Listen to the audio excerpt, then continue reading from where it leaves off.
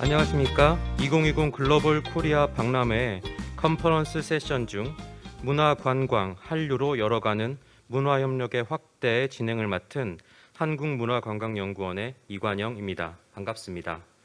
오늘 약 100분 동안 진행될 본 세션에서는 한국어 교육, 한류 성과, 신남방 시대, 관광 교류 관련 주제로 발표 및 토론을 진행하도록 하겠습니다. 본격적인 발표와 토론에 앞서 한국문화관광연구원 김대관 원장님을 모시고 기조 강연을 듣도록 하겠습니다. 김대관 원장님을 무대로 모시겠습니다.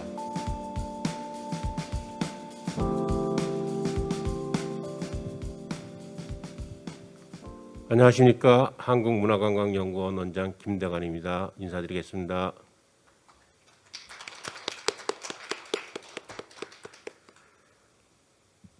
바쁘신 와중에도 글로벌 코리아 박람회 컨퍼런스 문화관광 한류로 열어가는 문화협력의 확대 세션에 참석해 주신 기빈 여러분과 온라인으로 시청 중이신 여러분을 진심으로 환영합니다.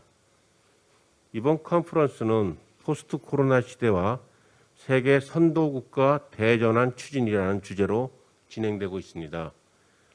올 한 해는 코로나19로 인해 국내에 수많은 변화가 있었던 한 해였습니다. 코로나 속에서도 우수한 K방역은 우리나라의 발달된 의료체계, ICT 기술, 성숙한 시민의식 등을 세계에 잘 보여주었지만 한편으로는 단절된 인간관계로 인한 우울증을 호소하기도 하였습니다. 이러한 와중에 올해 초 봉준호 감독의 영화 기생충이 오스카 사관왕이라는 쾌거를 거두었고 BTS의 다이너마이트, 라이프 이즈 고온 등의 노래가 빌보드 차트 1위에 올랐으며 한국의 드라마들이 세계 OTT 시장에서 상위권을 차지하는 등 한국 문화산업을 중심으로 한 한류는 위기 속에서도 괄목할 만한 성과를 보여 많은 사람들을 기쁘게 하였습니다.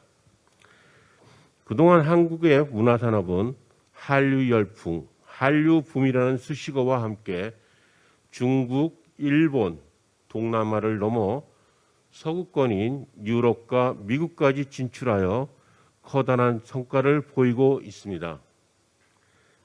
지금은 한류라는 용어나 현상이 생소하지 않지만 처음 한류에 대한 논의가 시작되던 시기에는 긍정적인 평가보다는 부정적인 시각이 대부분이었고 곧 그 효과가 사라질 것이라는 의견이 더 많았습니다.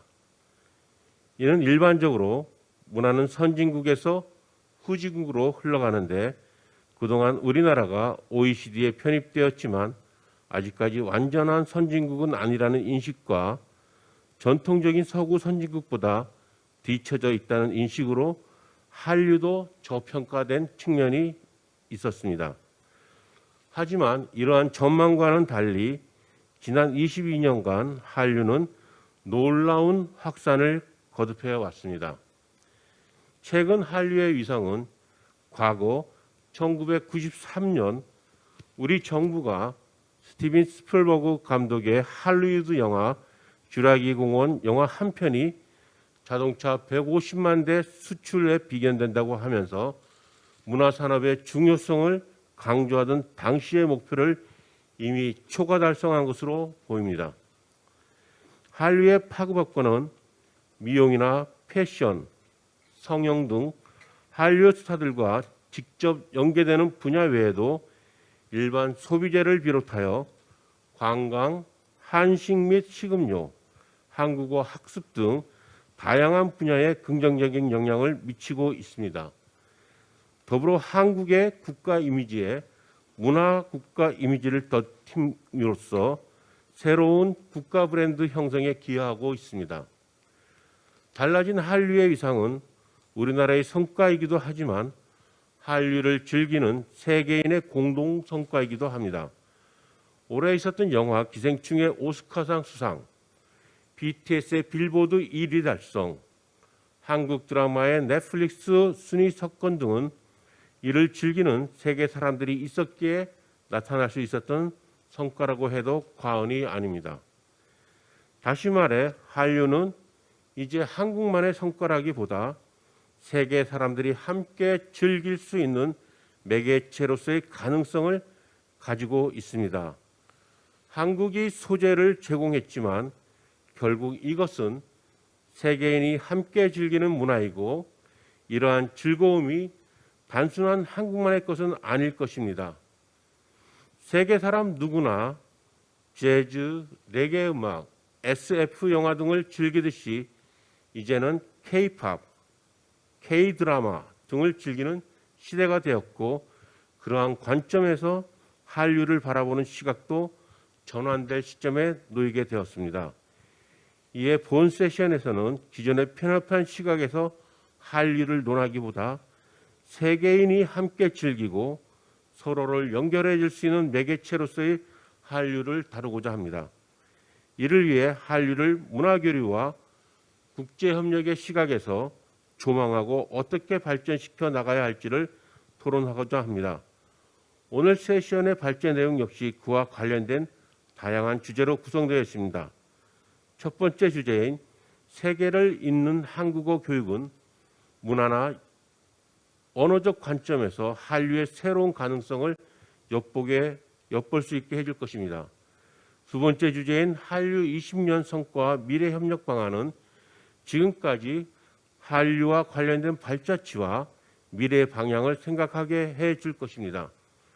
마지막으로 신남방 시대 관광교류 협력 방안은 상호 호혜적인 관계 강화 관점에서 관광교류 확대 방안을 설계하고 있습니다. 부디 이번 세션을 통하여 문화협력이 확대되는 계기가 될 수 있기를 기원합니다. 감사합니다.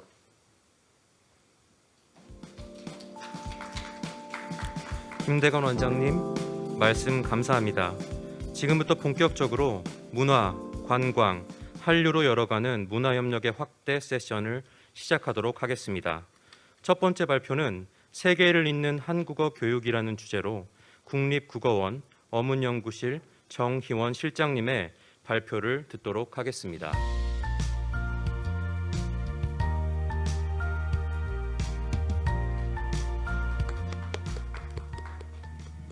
안녕하십니까. 국립국어원 정희원입니다. 원장님께서 여는 말씀을 하실 때 기생충이나 또 우리 BTS의 활약상을 말씀을 해주셨습니다. 지금 한류 문화가 정말 세계를 아주 휩쓸고 있는데요. 거기에서 가장 그 성과를 보고 있는 분야가 우리 한국어 교육 분야가 아닐까 생각이 듭니다. 지난해 제가 우연히 그 옥스퍼드 사전을 편찬하는 사람을 만나게 되었습니다. 그 사람이 여러 외국어에서 영어화되는 낱말들을 새로 옥스퍼드 사전에 싣기 위해서 노력을 하는 가운데 한국어 오빠하고 치맥이라는 말이 굉장히 영어 맥락에서 많이 급격히 그 빈도가 상승하더라. 아마도 몇 년 안에 영어 사전에 오르게 될 거다. 이런 이야기를 듣고 이제는 우리가 수출하는 것이 단지 상품이 아니고 낱말들에까지 이르게 됐구나 해서 재미있는 경험을 하게 되었습니다. 오늘 제가 발표를 하고자 하는 제목 세계를 잇는 한국어 교육은 지난 9월에 문화체육관광부에서 한국어 확산 계획이라는 앞으로의 3년 동안 한국어 교육을 위해서 어떻게 노력을 할 것인가 하는 계획을 발표한 바 있습니다. 그중에 몇 가지 내용을 여러분들께 소개해 드리도록 하겠습니다. 처음에 우리가 용어를 한번 살펴볼 필요가 있는데요. 한국어 교육과 국어 교육이 무엇인가, 우리가 학교에서 배웠던 그런 국어 교육하고 어떤 차이가 있는가 여러분들이 궁금해 하실 수 있을 겁니다. 국어라는 말하고 한국어라는 말은 사실 지시 대상이 같지요. 코리안 랭귀지 똑같이 지시를 하고 있습니다만 이것이 교육이라는 말하고 결합이 됐을 때 저희 분야에서는 조금 차이가 있게 사용이 되고 있습니다. 국어 교육은 모어가 한국어인 학생들에게 우리말의 사용이나 표현, 문학 이런 것들을 가르치는 것이라면 한국어 교육은 한국어가 모어가 아닌 외국인들에게 한국어를 가르치는 것. 그러니까 외국어로서의 한국어 교육에서 외국어로서의 이 말이 생략된 채로 한국어 교육이라는 말이 사용이 되고 있습니다. 그러면 이러한 한국어 교육이 언제 출발을 했는지 한번 역사적으로 그 과정을 살펴보도록 하겠습니다. 근대적인 의미의 한국어 교육의 출발을 먼저 외국에서부터 살펴보면 1897년에 러시아 상트페테르대학교에서 한국어 강좌가 시작이 되고 한참 후에 1934년에 미국 컬럼비아 대학교에서도 마찬가지 한국어 강좌가 개설되고 조선어학과, 그러니까 한국어학과는 북경대학에 1934년에 설치된 것을 시초라고 보고 있습니다. 그렇기 때문에 근대 한국어 교육은 길게 잡아도 120~130년의 역사를 가지고 있다고 말씀을 드릴 수가 있겠고요. 국내 사정은 1959년에 연세대학교 한국어 학당이 설립된 것을 그 시초로 보고 있습니다.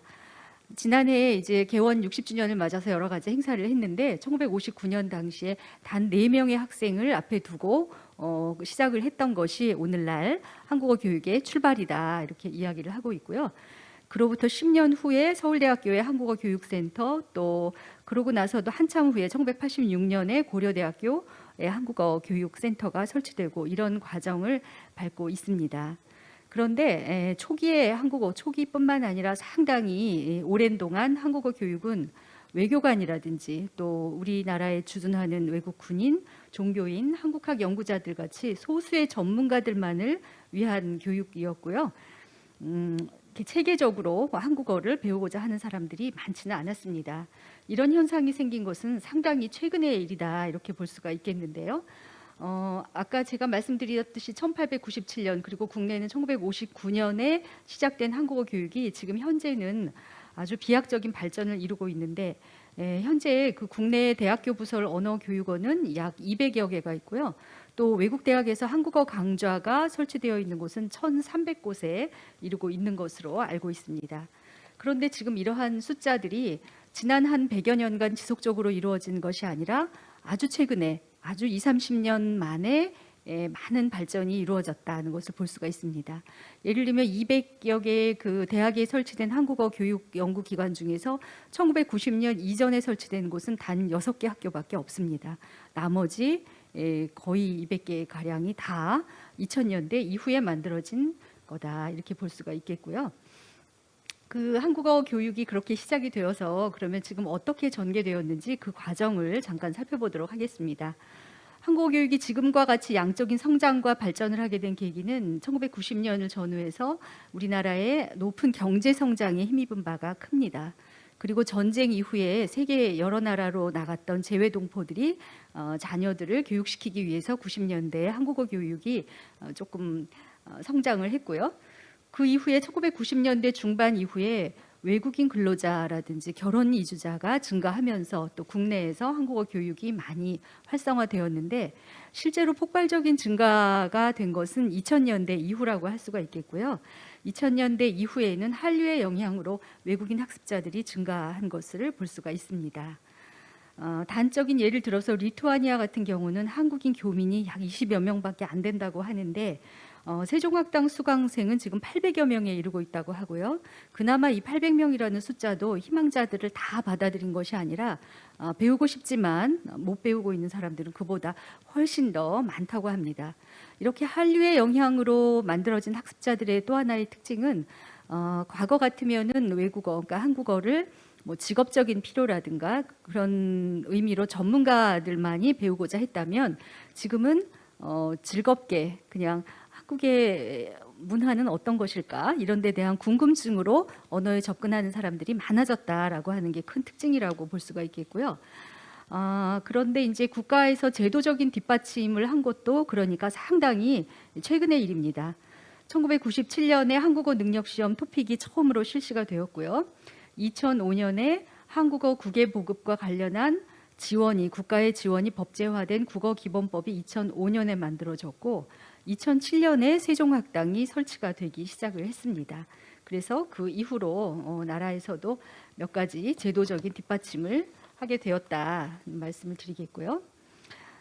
다음번 이야기는 한국어가 그러면 어떠한 언어인가, 세계 속의 한국어의 위상이라고 할까요? 잠깐 살펴보도록 하겠습니다.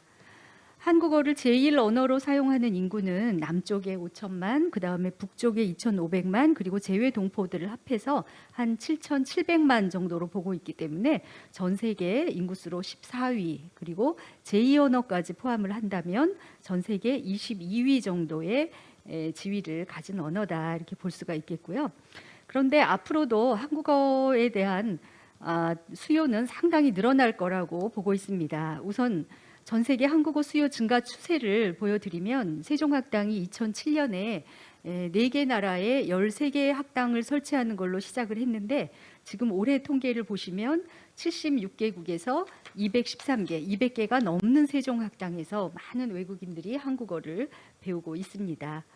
그래프로 나타내 보면은 저렇게 그 증가세가 거의 45도로 엄청나게 증가하는 저런 표를 제가 보여드릴 수가 있겠고요. 세종학당뿐만 아니고 토픽도 마찬가지입니다. 유학생들이 우리나라에 오려면 저 토픽 시험을 필수로 보아야 하는데 처음에 97년도에 시작했을 때에는 증가 추세가 아주 미미했지요. 2천여 명에 불과하던 응시자가 2019년 그러니까 약 20년 사이에 30만 명 그러니까 130배 이상 증가한 저런 모습을 볼 수가 있습니다. 한국어 수요가 상당히 많다는 것을 볼 수가 있고요. 그 밖에 잠재적인 수요도 우리가 살펴볼 수 있겠습니다. 앞으로도 한류 동호회라든지 우리나라 기업에 취업하고 싶어하는 사람들 또 지금은 코로나 때문에 관광이 많이 침체되어 있습니다만 관광객들 이런 사람들도 지속적으로 늘어나고 있고요. 국내적인 요인으로는 외국인 근로자, 결혼 이민자, 유학생 같이 한국어를 필수적으로 배워야 하는 사람들이 지속적으로 늘어나고 있는 상황입니다. 저는 이러한 한국어 교육을 한강의 기적과 비교해 볼 수 있지 않나 이렇게 생각을 했는데요. 요 그래프는 흔히 그 인터넷에서 찾아볼 수 있는 것입니다. 1960년부터 2007년 사이에 국내 총 생산을 나타내는 그래프인데요. 저는 이 그래프의 모습이 제가 앞에 보여드렸던 세종학당 증가 추세 또 토픽 시험을 보는 사람들의 증가 추세 이런 것하고 굉장히 그림이 비슷하다고 보아서 한국어 교육의 현재를 제2의 한강의 기적이라고 볼 수는 없겠는가 이렇게 비교를 해보고자 합니다. 옆에 한강의 야경 사진입니다. 제 친구가 오래전에 그 미국에 이민 가서 자녀들을 키우면서 살고 있는데 중학생이 된 아이들을 데리고 인천공항에 내렸더니 별 감흥이 없던 아이들이 올림픽 도로를 달려오면서 저 한강의 야경을 보고 엄마 우리나라 참 좋다 그러더래요. 그 미국에 있으면서 한글 학교 보내고 그럴 때는 뭐 별로 왜 한국이 우리나라지? 이런 이야기를 안 하다가 저런 모습을 보고 굉장히 기뻐하더라라는 이야기를 들었는데 우리나라의 발전의 아주 상징적인 모습이다 이렇게 볼 수가 있겠습니다. 한강의 기적이라 하면 여러분 다 아시겠지만 한국 전쟁 이후에 1990년대 말 아시아 금융위기가 오기 전까지 약 50년에 걸쳐서 이루어진 급격한 그야말로 비약적인 경제 성장을 뜻하는데요. 그런데 제가 한국어 교육의 빛과 그늘이라는 말로 좀 비교를 하고자 하는데 이렇게 성장을 했지만 성장의 이면에는 급격한 산업화와 도시화에 따른 부작용이 발생했던 것도 사실입니다. 그러나 이후에 성숙된 국민의식을 시민의식을 바탕으로 해서 민주화와 산업화를 동시에 이뤄내고 성숙한 사회로 나아가기 위해서 우리가 많이 노력을 했고 오늘날과 같이 글로벌 코리아 박람회 같은 행사에까지 이르게 되었다고 봅니다.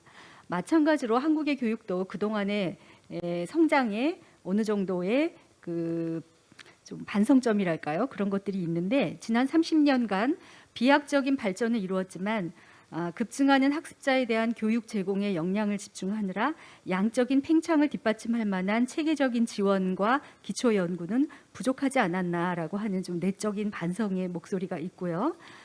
특히 그동안의 일방적인 보급과 전파 체계에서 벗어나서 국외 학습자들과 지속적으로 동반 성장하는 방향의 질적인 성장을 이루어야 한다고 지금 과제로서 제시를 하고 있습니다.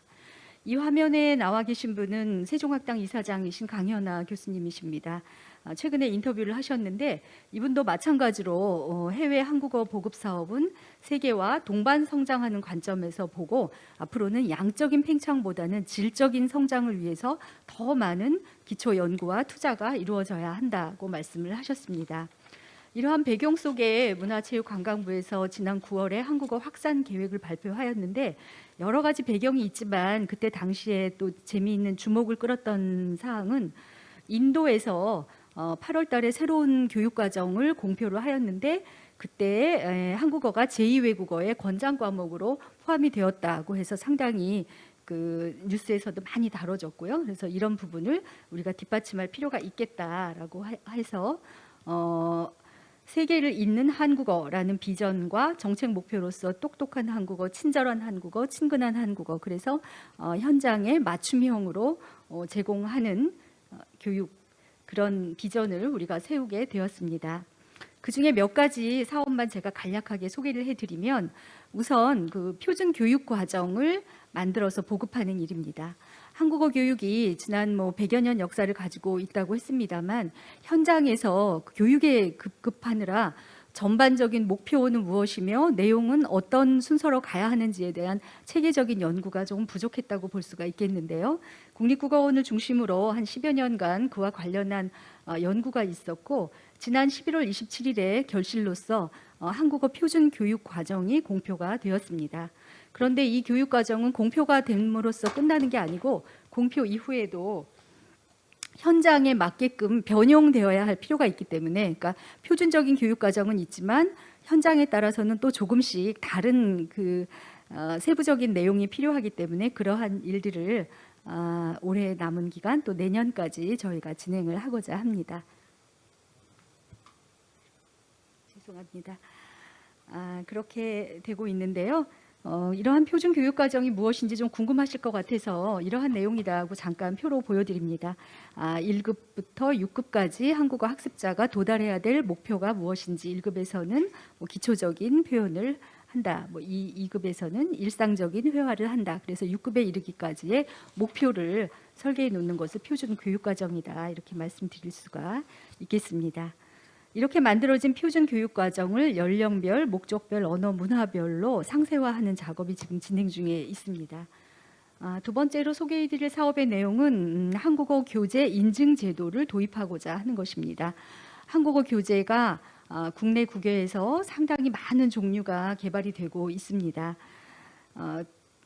기사에도 저런 이야기가 나왔는데 제대로 된 한국어 교재가 없다는 건 제가 볼 때는 좀 과장인 것 같고요. 상당히 훌륭한 교재들이 특히 대학교를 중심으로 많이 개발이 되어 있습니다만 그렇지 않은 민간에서 개발된 또 국외에서 개발된 교재들 중에는 잘못된 내용이 포함된 것도 굉장히 많이 있습니다. 한국의 상황에 대한 오해를 불러일으킬 수도 있는 것, 또 우리가 쓰지 않는 말들을 가르치는 것, 그런 것들이 많이 있기 때문에 실제로 국정감사 같은 데서도 좀 지적사항으로 곧잘 나오고는 했던 부분입니다.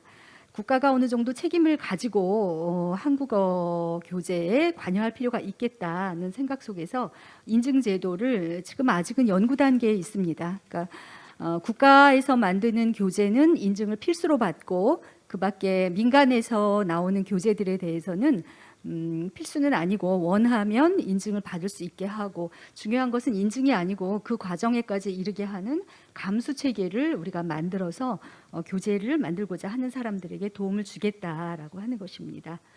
마지막으로 소개해드릴 내용은 한국어 교원에 대한 교육입니다. 2005년에 국어기본법이 발효가 되고 그에 따라서 한국어 교원 자격제도가 만들어졌습니다. 지금까지 한 5만여 명의 교원이 나와 있고 현장에서 활동하시는 분들도 많이 있습니다만 그분들에 대한 재교육이나 그런 것들이 좀 부족하다는 지적이 있었기 때문에 재교육을 할 뿐만 아니라 특히 또 이 교원과 관련해서 중요한 계획은 세종학당을 중심으로 해외에 많은 파견 교사가 있습니다. 근데 앞으로는 일방적인 파견에 그칠 것이 아니라 현지의 교사들이 직접 그 훌륭한 전문가가 될 수 있도록 세종학당 파견 교사가 그분들을 훈련시켜서 동반자적 관계를 가지고 나가고자 하는 것에 이 사업에 중점이 있다고 볼 수가 있습니다. 마지막으로는 현장의 적용 사례인데요. 그래서 이렇게 이론적으로 연구된 것들을 현장에 어떻게 적용하는가. 국립국어원은 지금 인도 사례를 잠깐 소개를 해드리자면 인도에서 그 새로운 교육과정이 생겨나면서 한국어를 가르쳐라라고는 했지만 무엇을 어떻게 가르쳐야 되는지 사실 준비가 부족한 상황입니다. 그래서 한국문화원을 통해서 국립국어원과 공동 작업을 하고 있는데요. 저희가 앞서 소개해드렸던 표준교육과정을 그곳의 중고등학생에 맞게, 그곳의 문화적 맥락에 맞게, 또 그 학교가 운영되는 방식에 맞게 상세화하는 것과 교재를 또 어떻게 만들 것인가, 이런 것들을 공동으로, 그러니까 인도 현지의 전문가들과 국립국어원의 연구원들이 공동으로 개발하고 교사 연수도 함께 하고 이런 방식으로 지금 진행을 하고자 합니다. 그 밖에 인도는 지금 현재 진행 중이지만 뭐 여기 몇 가지 예시로 나와 있는 나라들, 그리고 앞으로도 신남방, 신북방 지역으로 우리 한국어 교육이 확산이 되면서 또 새로운 계획을 가지고 협조를 요청하는 곳이 있으면 국립국어원은 언제든지 기쁜 마음으로 그것에 응하고자 합니다. 지금까지 한국어 확산 계획에 대해서 말씀드렸고요. 발표를 들어주셔서 고맙습니다. 정의원 실장님 발표 감사합니다. 다음은 한국문화관광연구원의 최지영 연구위원님께서 한류 20년 성과와 미래 협력 방향에 대해 발표해 주시겠습니다.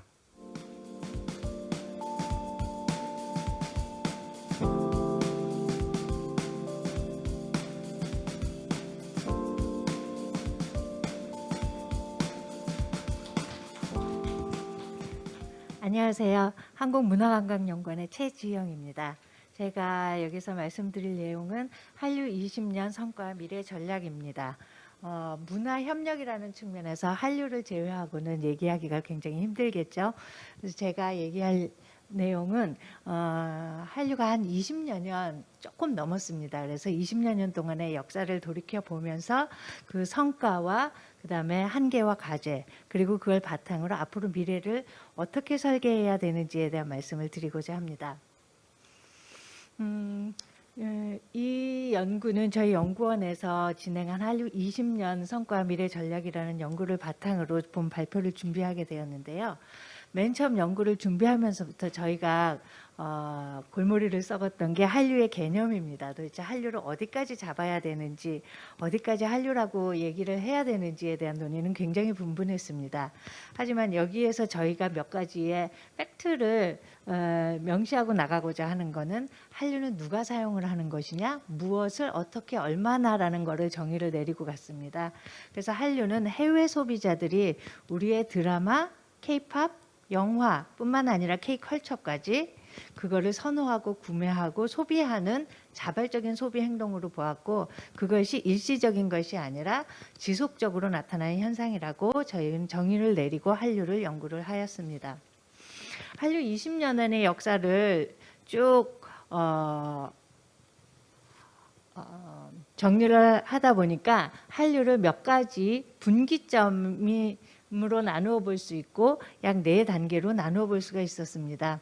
그래서 중국 및 동남아시아에서 시작된 첫 번째 단계, 그다음에 일본에서 나타난 일본 시장에서의 진출 단계, 그다음에 K-팝으로 콘텐츠가 급변한 단계, 그리고 4단계는 지금 여러분이 잘 알 수 있는 BTS나 기생충으로 대변되는 글로벌 시장에서의 진출로 나누어 볼 수 있었고, 그 다음에 그러한 한류 단계하고 더불어 소비자들의 변화 단계를 저희가 따로 정하여서 한류를 받아들이는 소비자들은 또 어떻게 변화했는지를 살펴보았습니다.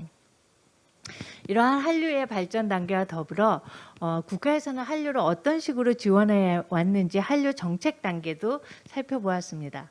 김대중 정부 때부터 시작된 한류의 정책은, 그때 한류 정책의 시작이라고 보면 노무현 정부 때는 한류 정책이 정착된 단계라고 볼 수 있고, 그 다음에는 이명박 정부 때는 한류 정책의 확장기라고 볼 수 있습니다. 그리고 박근혜 정부 때는 한류 정책의 융성을 시도했지만 정부의 위기와 함께 한류 정책에 있어서도 조금 위기가 찾아오지 않았나 싶었지만, 지금 문재인 정부에서는 한류 정책의 재도약을 목표로 신한류 전략을 시행하고 있습니다. 이러한 한류 정책은 문화부 산하에 있는 여러 기관에서 각각의 분야의 사업을 분담하여서 사업을 진행을 하고 있습니다. 한류국제문화교류진흥원, 한류콘텐츠진흥원, 해외문화홍보원, 관광공사, 국제교류재단 등과 같은 각각의 기관에서 저마다의 역할을 잘 수행을 하고 있습니다. 저희 연구에서는 각 기관에서 어떠한 사업을 담당하고 어떠한 것들이 부족하고 어떠한 것들이 많이 진행되었는가를 검토를 하여서 정리하여 제시를 하였습니다. 여기서 저작권 보호가 조금 부족한 것 같은데 여기에서 저작권위원회의 사업을 분석을 하지 않았기 때문에 그게 좀 부족한 걸로 나타났고 그거 외에 인프라나 투자 유치 같은 분야는 조금 부족하지 않았나라고 저희끼리 정리를 해보았습니다. 근데 각각의 기관에서 여러 가지의 사업이 골고루 수행되고 있는 것을 알 수 있었고요.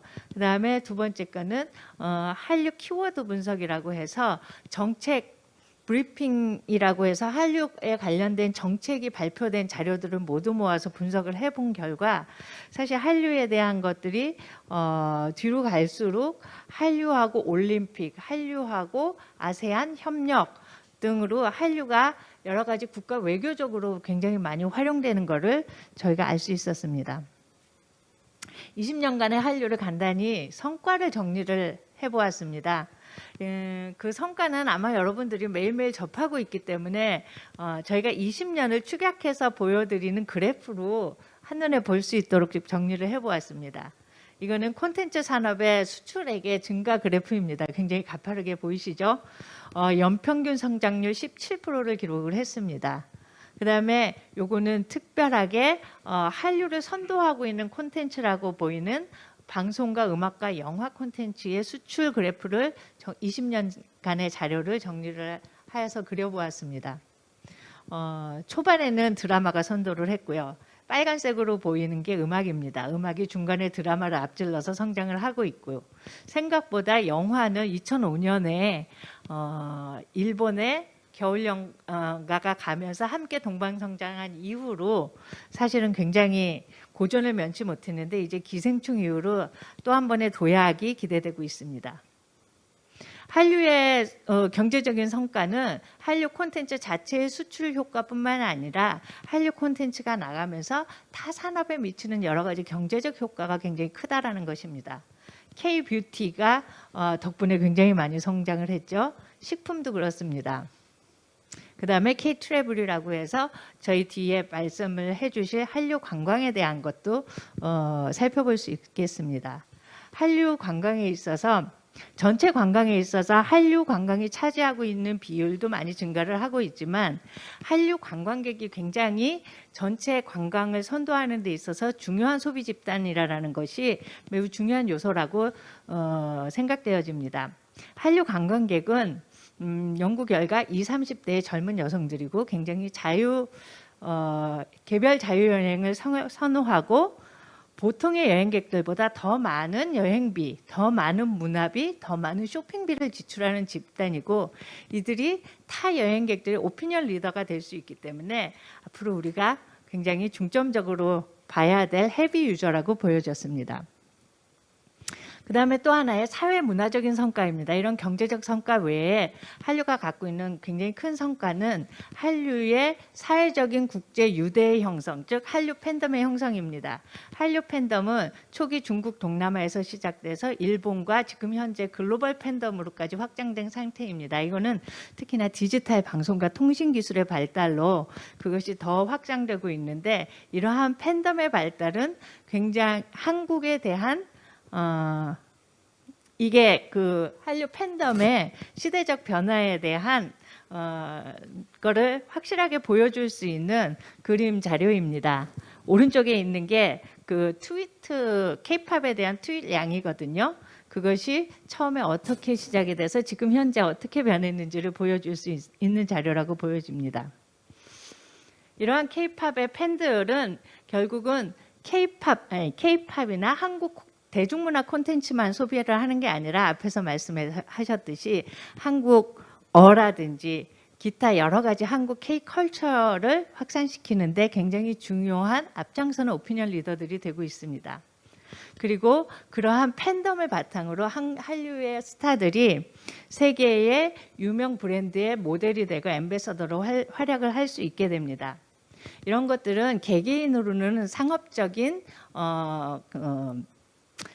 활동이 될 수 있겠지만 이것이 궁극적으로 목표하는 바는 이루어내고 있는 바는 한국의 문화가 지금까지 외부의 문화를 받아들였던 거에서 우리의 문화가 세계 문화의 가장 트렌드를 선도하고 있고 한류의 문화가 한국의 문화가 가장 핫하고 트렌디하다라는 것을 보여주고 우리가 세계 문화를 이끌어가고 있다라고 하는 변방의 문화에서 글로벌 주류 문화로 성장하고 있다라는 것을 상징적으로 보여주고 있는 것입니다. 그 다음에 또 하나는 그러한 것들, 지금까지 우리가 쌓아놓은 것들을 바탕으로 결국은 한류의 소프트 파워가 증대가 되고 있다는 것이고 그것은 정치 외교적으로 우리나라의 커다란 힘이 되고 있다는 것입니다. 한국문화원의 성장 그리고 앞에서 말씀하신 것 같은 세종학당의 성장 등과 같은 것으로 나타나고 있습니다.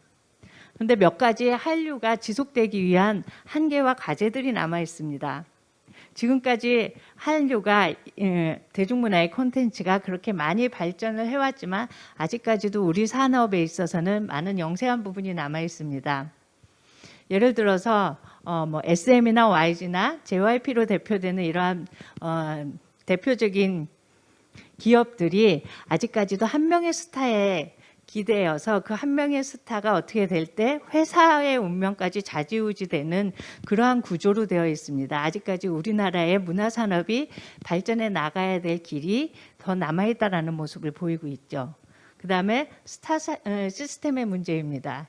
연예인 인권, 어린 나이에 문화산업에 뛰어들어서 인권의 문제라든지 스스로 그 산업 사회에 적응하고 학업을 뒤로 한 채 연예 산업에 몰두한 어린 친구들에게 있어서 연예인의 인권 문제라든지 감정 노동의 문제는 커다란 부담으로 안겨질 수 있습니다. 이들에 대한 국가적인 지원이나 보상 등이 체계적으로 갖춰질 필요가 있습니다. 그렇지 않고서 이런 걸로 인해서 문제가 계속 발생이 될 때 이것이 한류의 발목을 잡는 장애로 작용할 수 있기 때문에 거기에 대한 국가적인 대책이 필요하지 않을까라고 생각을 합니다. 그 다음에 한류 통계 부족입니다. 한류의 발전에 있어서 한류의 지금까지 20년 동안의 자료를 모아보는 데 있어서 저희도 많은 부족함을 많이 느꼈습니다. 한류의 이런 통계 자료의 모음은 우리 한류 역사의 융성의 역사이고 그다음에 그것은 궁극적으로 산업 현장에서 활용되고 또한 정책에서 활용될 수 있는 자원이 될 수 있을 것입니다. 이러한 자원을 확보하는 일이 필요하지 않을까라고 생각합니다. 그다음에 한류 관광 인프라의 부족이 문제점으로 굉장히 많이 지적되고 있습니다. BTS가 해외 여러 곳에서 스테디움 투어를 하고 있고 하지만 우리나라에서 공연할 수 있는 K-팝 아레나는 아직까지 부재한 상태입니다. 2000년대 초반부터 할리우드라든지 한류월드라든지 한류에 관련된 커다란 개발 사업들은 수많이 개발 계획이 발표되고 굉장히 멋있게 발표가 되고 추진되는 것처럼 보였지만 지금 현재까지 그 개발 사업이 완성된 것은 하나도 없습니다. 이러한 것이 완성되었을 때 우리는 얼마나 그것을 자원으로 관광산업이라든지 문화산업을 발전시킬 수 있었는데 그 많은 기회들이 놓쳐지는 것 같아 아쉽습니다. 그다음에 글로벌 문화산업의 환경 변화에 대한 대처가 필요하지 않을까라고 생각을 합니다. 아까도 말씀드렸다시피 넷플릭스라든지 그런 디지털 플랫폼을 통해서 우리나라의 콘텐츠 산업은 지금 또 한 번의 도약의 기회를 맞고 있습니다.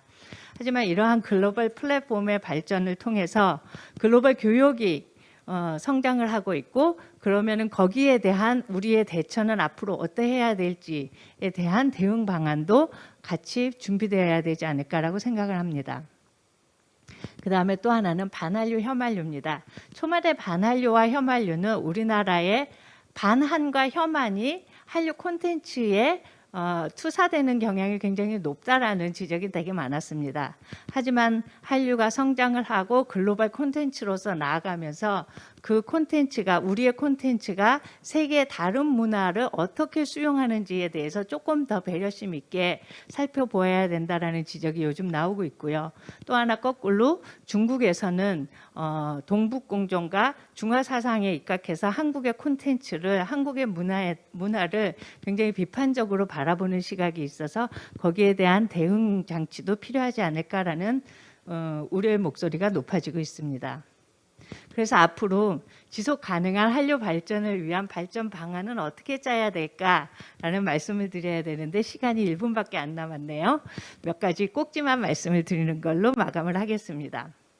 지금까지 말씀드린 것의 정리입니다. 첫 번째는 20여년간의 한류를 이끌어온 것은 누가 뭐래도 우리의 대중문화 콘텐츠입니다.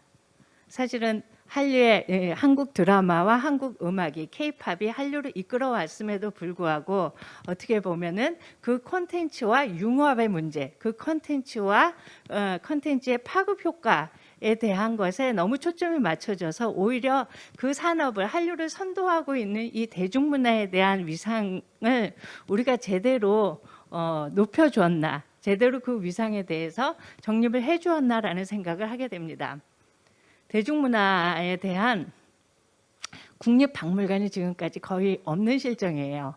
한국영화박물관, 한국대중음악박물관의 건립 같은 것들이 많이 추진되었지만 아직까지도 실행은 되지 못하고 있습니다. 한류가 이렇게 성장하고 있는 만큼 그 콘텐츠에 대한 지원도 필요하지 않을까라고 생각을 합니다. 그리고 앞에서 얘기했던 종사자들의 권익보호 같은 것들이 이제는 질적인 성장에서 좀 바라봐야 될 때라고 생각이 됩니다. 그다음에 한류 통계 부족은 한류 빅데이터 시스템의 구축이라든지 그다음에 한류 관광 인프라, K-팝 아레나의 건립 이런 것들이야말로 이렇게 한류가 대중문화가 전 세계로 퍼져나가야 될 때 실행돼야 될 사업이 아닐까라고 생각을 합니다. 그다음에는 글로벌 환경의 변화에 조금 더 빨리 대응하고 뒤처지지 않도록 하는 정부의 서포트가 더욱더 필요할 때라고 생각을 합니다. 그리고 마지막으로 우리 정부의 역할이 이제는 한류 정책을 끌어간다라는 게 아니라 조금 더 여러 종류의 사업을 코디네이트 한다라는 역할로서의 기능이 강화되어야 되지 않을까. 그리고 한류가 이렇게 나아갈 때 오히려 타국에 대한 문화를 조금 더 존중하고 배려하는 모습들이 비춰져야 되지 않을까라고 생각을 하였습니다. 그래서 여기까지 이러한 것들을 바탕으로 이 뒤에 몇 가지 구체적인 사업을 제시를 하였습니다. 그래서 여기까지 제 발표를 마치겠습니다. 들어주셔서 감사합니다.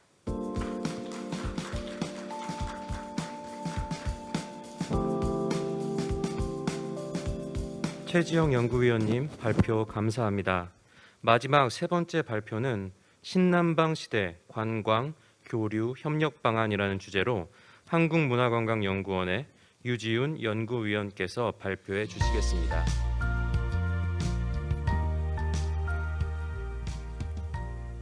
안녕하십니까. 한국문화관광연구원의 유지훈입니다.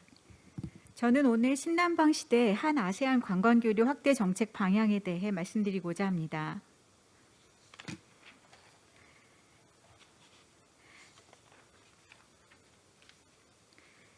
본 연구의 주요 내용은 그 신남방 정책이라는 틀 안에서 베트남과 필리핀, 싱가포르라는 구체적인 국가에 대한 관광 환경과 관광 시장과 관광 소비자를 좀 분석한 결과를 바탕으로 시장적 측면의 시사점 그리고 신남방 정책의 정책적 방향성을 모색해 보고자 합니다. 먼저 신남방 정책과 아세안의 전략적 중요성입니다. 아세안은 지난 5년간 가장 빠르게 성장하면서 포스트 차이나로 부상하고 있습니다. 특히 아시안의 경제 규모는 세계 6위 그리고 교역의 규모는 세계 4위에 달할 정도로 경제적인 측면에서 부상하고 있습니다. 아세안의 경제 성장률은 전 세계 그 경제 성장률의 2배 가까이 성장하고 있습니다.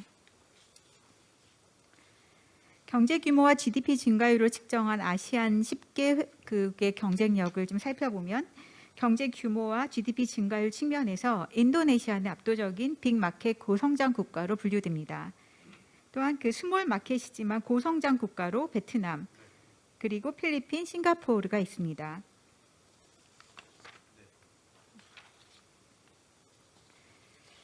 우리나라는 아시아 지역이라는 지리적인 이점과 함께 G2에 대한 의존도를 좀 완화하는 측면에서 아세안 시장에 대한 관심을 증대시키고 있습니다. 아세안은 그 동남아 5개국이 최초로 그 1967년에 결성을 했고요.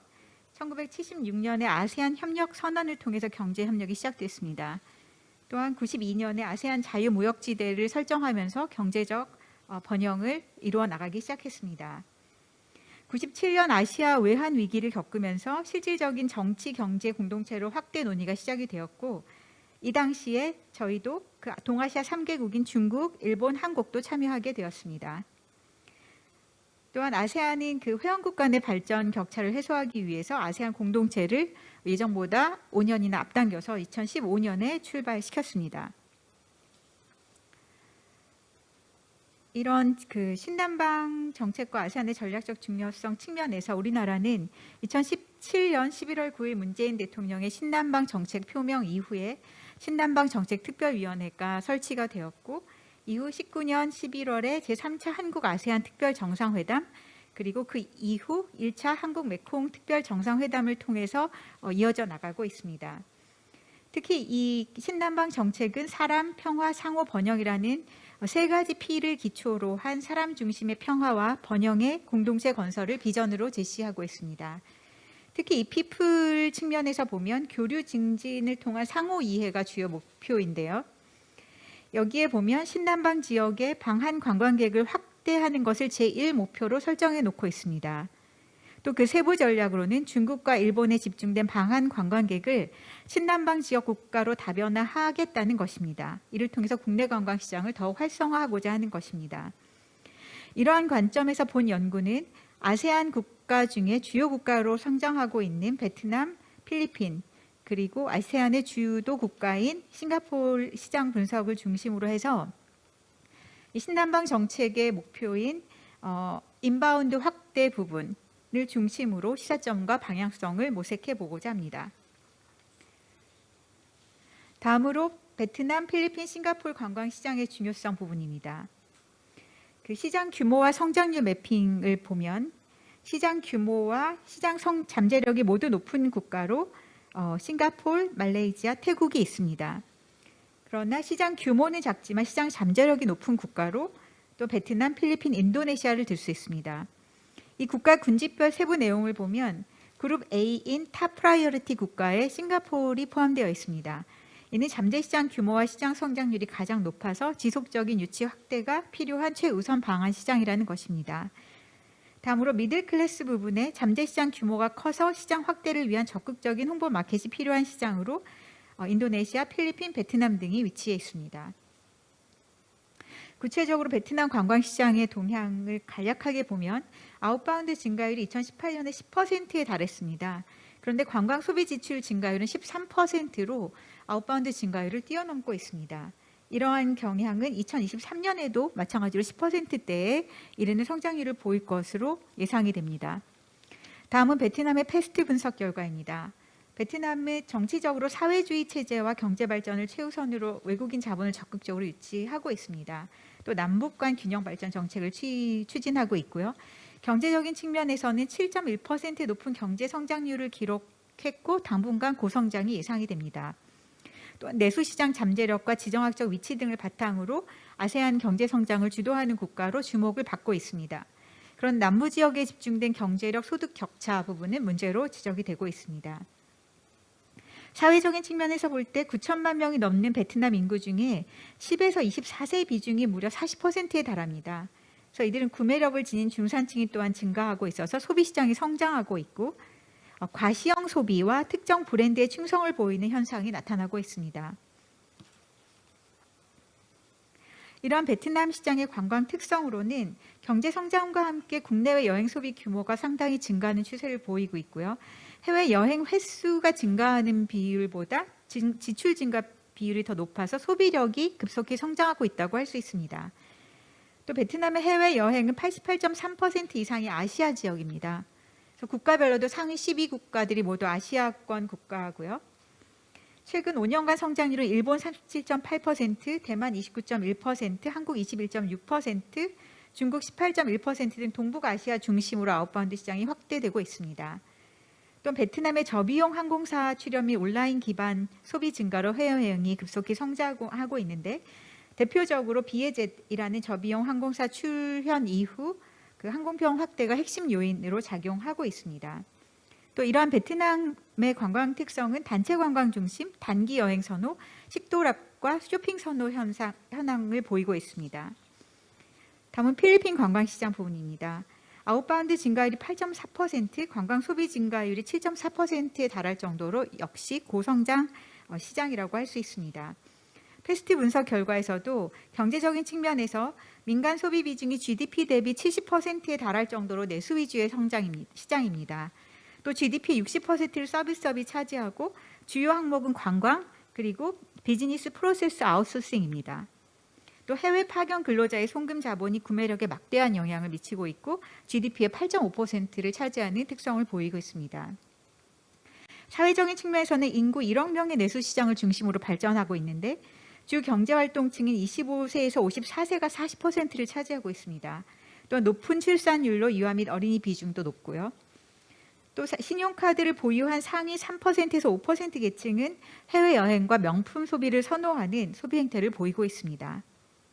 네, 기술적인 측면에서는 가정용 인터넷 설치가 어렵고 비용이 굉장히 높기 때문에 모바일 중심의 인터넷이 급속히 보급되고 있습니다.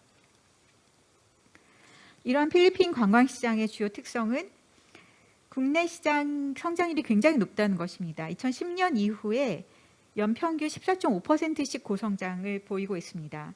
또한 경제 성장과 더불어서 소비 인식의 변화가 점차 여행에 대한 인식과 참여 확대로 이어지고 있습니다.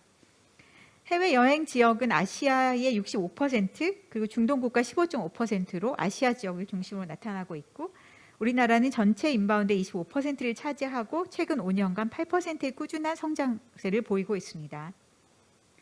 또한 그 비자 완화 정책에 따라서 그 향후 그 필리핀 해외 여행 확장이 기폭제가 될 것으로 보이고요. 지금 코로나 이후에 항공시장의 재편이 예상되기는 하지만 저비용 항공사가 적극적으로 취항하면서 한국과 필리핀의 교역도 증가하고 있습니다. 다만 그동안 대부분이 그 한국인 중심의 항공좌석, 한국으로 그 입국하려는 인바운드 중심의 항공좌석이어서 향후 이제 관광 중심의 인바운드 좌석 확보가 요청된다고 하겠습니다. 개별 관광 중심이고 20, 30대 비중이 가장 높으며 소비 성향은 좀 떨어지는 그 쇼핑은 선호하지만 소비 지출 규모는 좀 낮은 특성을 보이고 있습니다. 싱가포르는 이 두 시장과는 조금 다른 특성을 보이고 있습니다. 싱가포르는 해외 여행이 경험이 높은 성숙 시장입니다. 앞에서 베트남과 필리핀은 초기 여행 시장이라고 할 수 있습니다. 그래서 초기 여행 시장의 특성인 단체 여행이라든지 쇼핑 중심이라든지 이런 부분들과 달리 그 싱가포르는 해외 여행 경험률이 1인당 3.79회로 세계에서 가장 여행을 많이 하는 국민들입니다. 따라서 성숙된 해외 여행 시장을 갖고 있고 그렇지만 젊은 세대들의 그런 그 재방문 비율이 굉장히 높아지고 있습니다. 또 지리적으로 인접한 국가로의 방문과 휴양이 일상화되어 있기 때문에 그 말레이시아와 인도네시아 그 국경을 접하고 있는 나라들로 주요 해외 관광지의 70%를 차지하고 있습니다. 싱가포르는 저비용 항공사 중심이 아닌 FSC 대형 항공사 중심의 시장입니다. 항공 편수는 그 30% 가까이 증가했지만 관광 시장으로는 정체되어 있는 시장입니다. 개별 관광 중심이고 소비 성향보다는 자연 환경을 선호하는 특성을 보이고 있습니다. 이러한 시장을 트래블 모델로 한번 살펴보았습니다. 그래서 타겟, 리소스, 액세서빌리티, 밸류 포 머니, 이커넥트, 로열티라는 그 항목들을 중심으로 앞글자를 따서 트래블 인바운드 모델로 설정을 하였고 여기에 각각 항목별 속성을 중심으로 분석을 하였습니다. 그 자세한 그 분석 내용은 이 표에 자세히 나와 있습니다. 타겟 측면과 리소스 측면, 그리고 접근성 측면, 가성비 측면, 그리고 인터넷과 어떤 한국에 대한 이미지 등에 대한 상세한 내용은 표를 참조해 주시면 감사하겠습니다.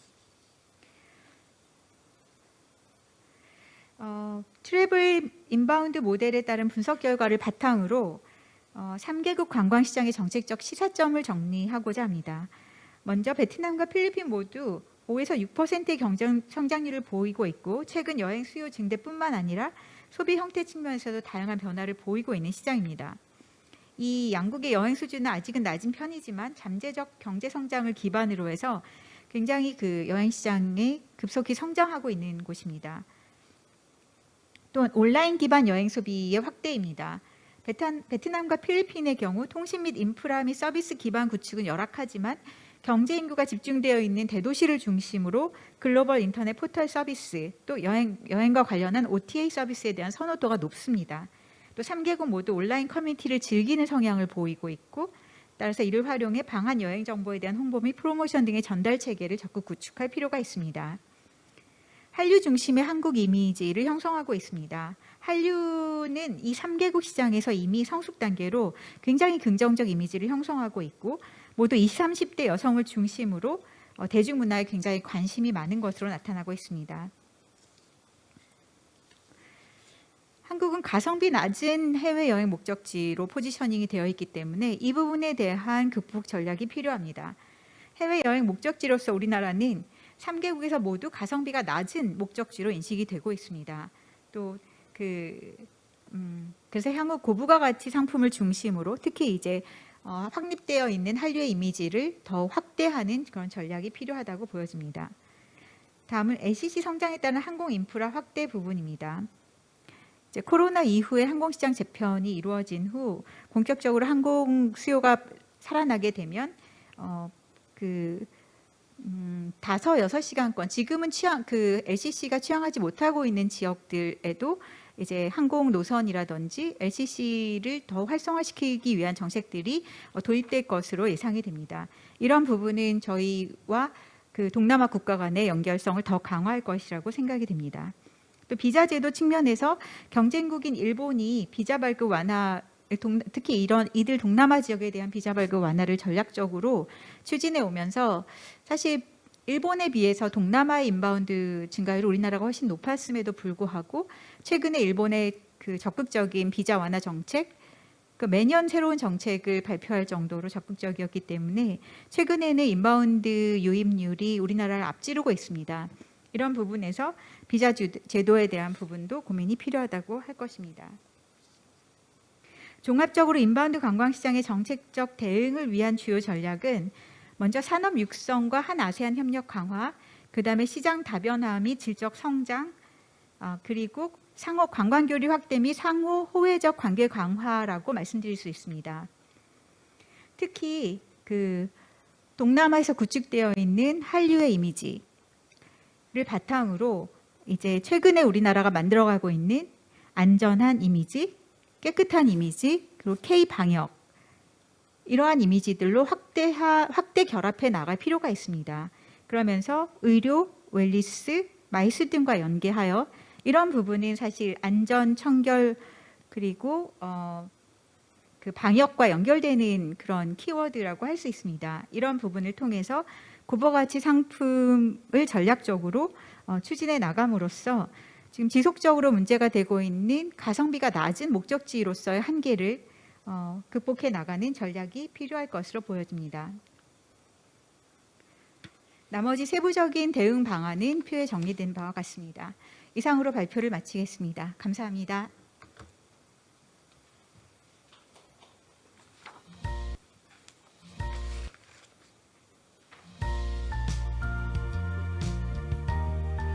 유지윤 연구위원님 발표 감사합니다. 세 분의 발표가 모두 끝났습니다. 지금부터 좌장이신 김대관 원장님과 발표자, 토론자분들을 모시고 토론을 진행하도록 하겠습니다. 원장님과 발표자, 토론자분들은 모두 단상에 지정된 좌석에 착석해 주시기 바랍니다.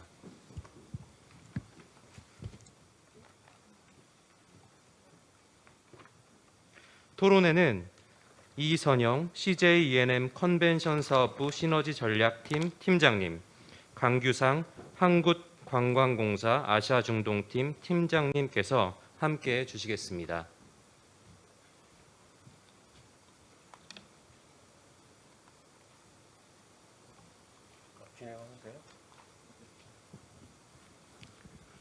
예, 안녕하십니까. 한국문화관광연구원 원장 김대관입니다.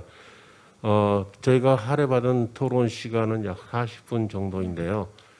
뭐 여러 가지 하실 말씀들이 많이 있을 것 같지만 제한된 시간에 따라서 몇 가지 좀 정리해야 될 부분이 있을 것 같습니다.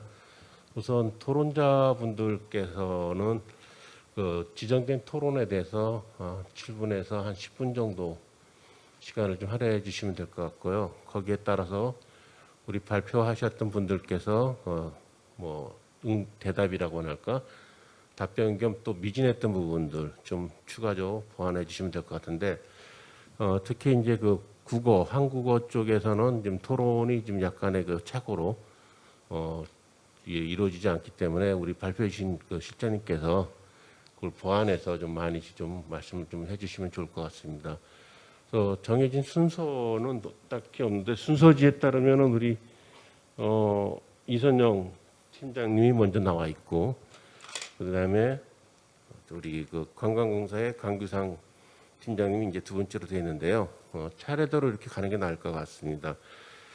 이선영 팀장님은 현재 CJ E&M에서 컨벤션 사업부 시너지 전략 팀장님을 지금 역할을 하고 계십니다. CJ E&M은 무엇보다도 우리 한국의 그 어떤 문화를 해외에 알리는데 아주 그 지대한 어떤 역할을 하고 있는 기업으로 알고 있습니다. 거기서도 많은 일들을 하고 계실 텐데 특히 우리 최지영 박사님의 한류의 어떤 그 20년 그런 어떤 성찰과 해고에 대한 것들과 관련해서 CJ에서 또 해왔던 일들이 있으면 또 말씀 좀 부탁드리고 한류와 이렇게 연계해가지고 좀 토론을 좀 진행해 주시면 고맙겠습니다. CJ E&M의 이선영 팀장님께 우선 마이크를 전하도록 하겠습니다. 네, 안녕하세요. 저 이선영이라고 합니다. 네. 그 앞에 최재형 박사님께서 발표해 주신 한류 20년과 관련된 어떤 결과물에 대해서 굉장히 가치 있는 연구인 것 같고요. 저희는 사실 CJ E&M으로서 이제 여러 가지 한류 사업을 지속적으로 해왔던 기업으로서 앞에 연구해 주신 내용과 관련돼서 한류 20년 그리고 성과 미래 전략에 대해서 말씀해 주셨는데 저희는 이제 기업의 입장에서 저희가 어떻게 한류 사업을 그동안 진행해 왔고 그 사이에서 어떤 성과들이 있었고 그리고 저희가 한 8년 정도 지금 오늘 말씀드릴 K콘과 관련돼서는 8년 정도 사업을 진행했는데 그 사업을 어떻게 지속적으로 이끌어가고 성장시켜 왔는지에 대해서 사례를 말씀드리는 차원에서 한번 정리해 드리면 앞에 연구해 주셨던 내용과 조금 연관이 있을 것 같습니다. 그래서 일단 저희가 주로 오늘 말씀드려야 되는 건 K콘이라는 사업인데 K콘이라는 사업은 사실 기존의 다른 연예 엔터테인먼트 사업에서 진행해왔던 한류 관련된 K-팝과 관련된 콘서트와는 조금 차별성이 있는 사업이라고 할 수 있습니다. 저희가 진행해왔던 K콘은 K-팝을 필두로 해서 콘서트 사업이 진행되고 그 주변에 K-컬처와 연관되어 있는 다양한 프로그램들이 같이 진행되는 K-컬처와 관련된 종합적인 페스티벌이라고 보시면 됩니다. 기본적으로 저희 K-팝 가수들이 현지에 나가서 콘서트를 진행하는데 그 콘서트를 단순하게 진행해서 전달하는 것뿐만 아니라 K-컬처를 좋아하고 K-컬처에 관심이 있는 모든 분들이 현장에 와서 같이 인터랙션하고 여러 가지 프로그램을 즐길 수 있도록 구성되어 있는 좀 종합적인 페스티벌이고요. 저희가 이 사업을 2012년도 미국에서 처음 시작해서 약 8년간 7개 나라에서 진행을 했었고요. 작년까지 현장에 모인 관객들을 총 합계로 한 110만 명 정도 저희 그 페스티벌을 방문을 해 주셨습니다. 그래서 지속적으로 계속 성장을 해왔고요. 작년 까지 그렇게 오프라인 중심으로 좀 진행을 해 왔었습니다. 올해는 잘 아시다시피 이제 코로나 상황 때문에 저희가 계획했던 오프라인 행사를 전혀 진행하지 못했고, 그 대신 그 행사를 온라인 비대면 형태로 전환해서 유튜브를 통해서 K 컨택트라는 이름으로 비대면으로 한류 페스티벌을 진행을 했었습니다. 6월과 10월에 두 차례 진행했었는데요. 약 7일에서 10일 정도 진행을 했었고, 그 오프라인에서 진행됐던 행사를 온라인에 최적화하게 변형해서 온라인에서 진행을 했었고요. 그 결과로 약 한 150개 나라에서 그 행사를 지켜봤고, 약 한 평균적으로 한 500만 명 정도가 관람을 한 걸로 되어 있습니다. 지난 8년간 저희가 오프라인에서 7년간 진행했던 한 110만 명에 비해서 한 5배 정도 더 확장된 어떤 참가자들이 지켜보게 됐었는데요. 요런 이제 저희가 오랫동안 지속을 해오고 확장적으로 성장해올 수 있었던 배경에는 저희가 두 가지 정도 제가 좀 정리를 해봤는데, 두 가지 정도 중요한 포인트가 있는 것 같아요. 하나로는 이제 이게 이제 K-팝이라는 단순한 한 장르에서 시작된 그런 행사에서 멈추지 않고 K-팝에서 계속 장르를 드라마, 패션, 뷰티, 푸드, 그다음에 관련된 사업군으로 계속 확장을 시켜왔다는 거가 중요한 포인트가 될 수 있을 것 같습니다. 그래서 현장에서 가서 보면 K-팝이 사실은 중요한 코어 컨텐츠이긴 하지만 K-팝과 관련돼서 여러 가지 다양한 행사들이 준비되어 있고요. K-팝뿐만 아니라 그 옆에는 K-드라마와 관련된, K-무비와 관련된, 여러 가지 푸드와 관련된 여러 가지 사업들이 다양한 산업군과 연계돼서 다양한 프로그램들을 제공하고 있거든요. 그래서 이것들이 하나의 단순한 페스티벌이 아닌 여러 가지 산업군, 연관 산업군과 연관 사업체들이 들어올 수 있는 플랫폼적 성격을 가지고 그 안에서 새롭게 자생해서 새롭게 변화 발전할 수 있는 힘을 갖게 하는 그런 식으로 저희가 조금 전반적인 구조를 짜왔기 때문에 단순히 저희가 이 사업을 하는 주체로서 모든 콘텐츠를 하는 관점이었다면 이 사업이 그렇게 크게 성장하는데 좀 한계가 있었을 텐데, 저희가 그런 식으로 플랫폼적인 성격을 좀 짜놨기 때문에 그 안에서 서로 변화 발전하고 성장할 수 있었던 힘이 있었던 것 같고요. 두 번째로는 이제 좀 인게이지먼트 쪽으로 좀 보고 싶습니다. 일단 저희가 아티스트를 단순히 콘서트처럼 데려가서 거기서 뭔가 콘텐츠를 전달하고 끝나는 게 아니라 컨벤션 프로그램들을 통해서 현지의 팬과 아티스트가 팬 미팅을 한다거나 하는 식으로 팬과 아티스트 간의 인게이지먼트를 좀 늘릴 수 있는 그런 구조를 짜왔었고, 그다음에 중요한 점은 거기서 팬들의 커뮤니티 활동이 많이 이루어지도록 저희가 다양한 워크숍이나 패널 세션 같은 것들을 제공을 합니다. 그래서 팬들이 스스로 팬들끼리의 커뮤니티를 확인하고 본인들이 더 이상 자기가 좋아하고 자기가 향유하는 문화가 그 문화권 내에서도 많은 사람들이 즐기고 있다라는 자신감을 얻게 되고, 그 사이에서 좀 더 단단한 로열티를 형성할 수 있도록 만들어주는 그런 프로그램들을 제공함으로써 그들 내부에서도 팬들의 층이 성장할 수 있도록 그렇게 저희가 좀 유도를 했던 부분이 중요한 부분인 것 같고요. 여러 가지 정책적인 부분과 관련돼서 지속 가능한 부분에 대해서 그 앞서 발표해 주시면서 여러 가지 제안들을 해주셨는데, 저희가 이제 그거에 관련돼서 좀 현실 실무를 하는 사람 입장으로서 조금 저희가 이런 것들 산업을 전개하면서 조금 지원이나 그런 것들을 받았으면 좋겠다고 생각하는 부분들을 좀 정리해 보면요. 우선 말씀해 주신 것처럼 그 빅데이터 같은 것들이 좀 있었으면 좋겠다는 생각을 많이 하고 있습니다. 저희가 새로운 지역에 들어갈 때 그 지역과 관련된 여러 가지 정보가 상당히 부족한 케이스가 많이 있습니다. 그래서 저희 나름대로 여러 가지 지표들과 자료들을 활용해서 그 지역이 과연 사업성이 있는 지역인지를 확인하기 위해서 굉장히 노력하고 있는데, 그런 것들이 조금 더 체계적으로 좀 있었으면 좋겠고, 좀 더 디테일하게 들어가자면 그 지역의 어떤 문화 소비 트렌드라든지 지역 내 공연 사업, 관련 사업들이 어느 정도 진행되고 있는지에 대한 정보가 좀 있으면 저희가 그 지역을 파악하고 정확히 들어가는 데 있어서 굉장히 도움이 될 것 같습니다. 그리고 제가 알기로 이제 각종 그 정부와 관련돼서 한국문화원이라든지 각 지역 내에서 계시는 분들이 이제 한류와 관련된 사업들을 많이 하시는데 그 사업과 관련돼서 어떤 결과라든지 성과에 대해서 좀 공유를 받거나 그런 것들을 좀 파악할 수 있는 그런 루트가 좀 있었으면 좋겠다는 생각이 많이 들거든요. 이유는 이제 통계적인 자료만 봤을 때는 어느 정도 파악이 되는 부분이 있겠지만 그거를 이제 직접적으로 사업을 했던 분들한테 좀 그런 내용들을 들으면 많은 도움이 될 것 같습니다. 그리고 저희가 이제 이 큰 규모의 사업을 하다 보니까 여러 가지 지역의 행정적인 부분이라든지 이런 것들이 이제 좀 지원을 받으면 좀 좋을 수 있는 상황이 많이 있고요. 그다음에 이제 이게 이제 저희는 사업을 하는 사람이다 보니까 이제 세금적인 문제도 많이 이제 좀 지원 혹은 컨설팅 혹은 또 조언을 받을 수 있는 부분이 있었으면 좋겠다는 생각 많이 하고 있습니다.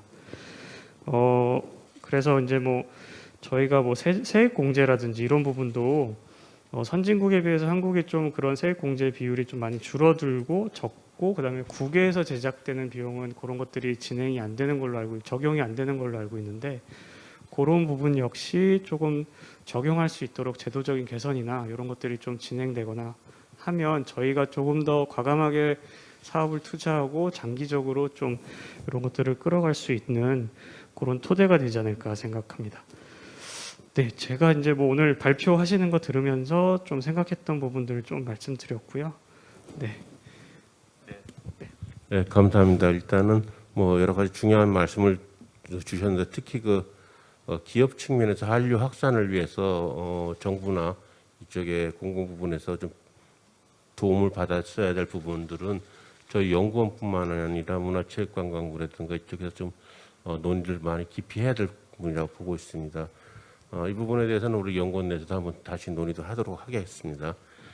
두 번째 이제 한류 관광과 관련해서 또 실질적으로 특정 지역이긴 하지만은 우리나라 가장 많은 한류 관광객이 유치되고 또 가장 많은 우리나라 국민들이 송출됐던 지역을 담당하고 계신 우리 한국관광공사의 강규상 팀장님께 마이크를 전하도록 하겠습니다. 부탁드립니다.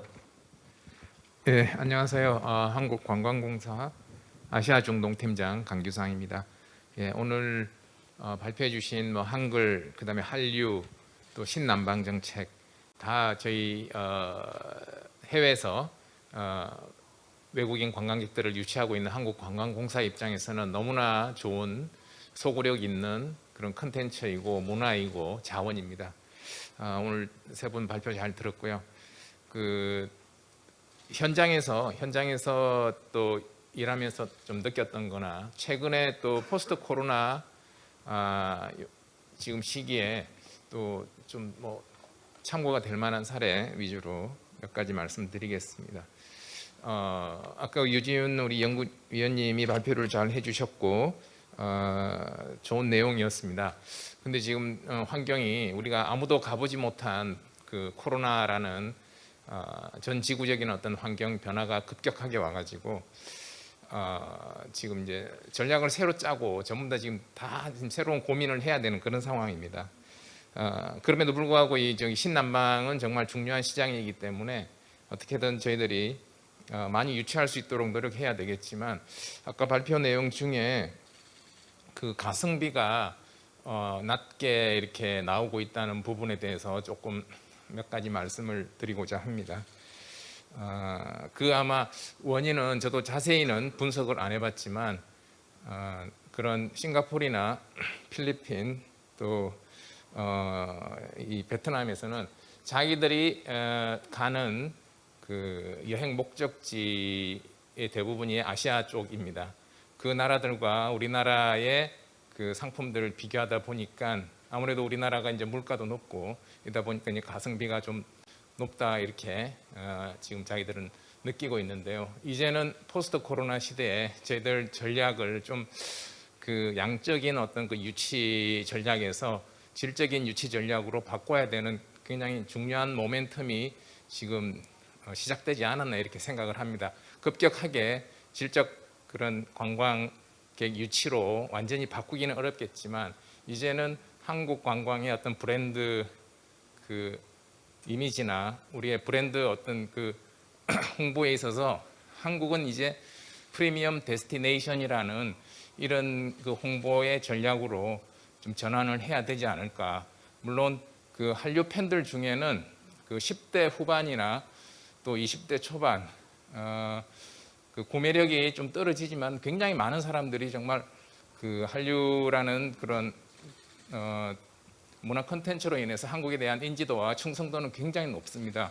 근데 과연 그 한류 팬들 중에 과연 몇 프로가 올 수 있느냐를 우리가 생각했을 때는 정말 좀 구매력이 있고 또 한국에 왔을 때 좀 더 체류를 더 오래 하고 더 많은 소비 지출을 하면서 지낼 수 있는 계층을 우리가 좀 더 타겟팅을 해야 되고, 역시나 그 한국의 브랜드 이미지를 좀 더 이제 업그레이드해서 한국이 이제는 그 동남아에 있는 좀 가깝고 저렴한 목적지와는 이제는 다르다는 어떤 그런 브랜드 포지셔닝을 우리가 좀 해야 되는 시기가 아닌가 이렇게 생각을 하고요.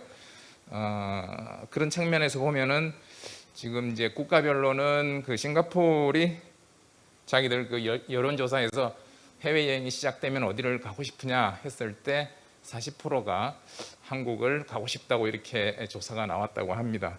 그런 측면에서 이제 국가별로 뭐 트래블 버블이 시작이 되면 싱가포르를 대상으로 해서 이제 상품이나 마케팅 전략을 새로 짜야 하겠지만 트래블 버블이 그 싱가포르와 홍콩이 이제 시작할 것이라는 그런 기사가 나오는 즉시 가격이 굉장히 그 항공료도 급등하고 여러 가지 이제 절차나 또 허들이 많이 생기게 됩니다.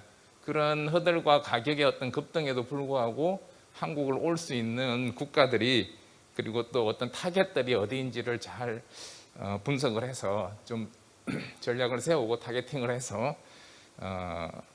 단계적으로 그리고 국가별로 그리고 또 타겟별로 진행해야 하지 않나 이렇게 생각을 합니다. 최근에 그 BTS가 그 경복궁에서 아주 멋있는 공연을 해가지고 그걸로 인해서 그럼 우리가 이제 이렇게 생각을 해요. BTS가 이제 전 세계적으로 정말 많이 알려지고 또 미국에서 그런 수상을 했는데 관광객 유치하는데 직접적인 영향이 뭐가 있느냐 이런 사례를 또 묻거나 또 영향이나 효과를 또 이렇게 묻는 경우가 있습니다. 근데 최근에 한 사례 중에 그 경복궁의 그 랜선 가이드 투어 프로그램을 만들어 가지고 캐나다에 학생 단체를 한 700명을 그 유료로 그 랜선 가이드 투어를 판매를 했다고 합니다.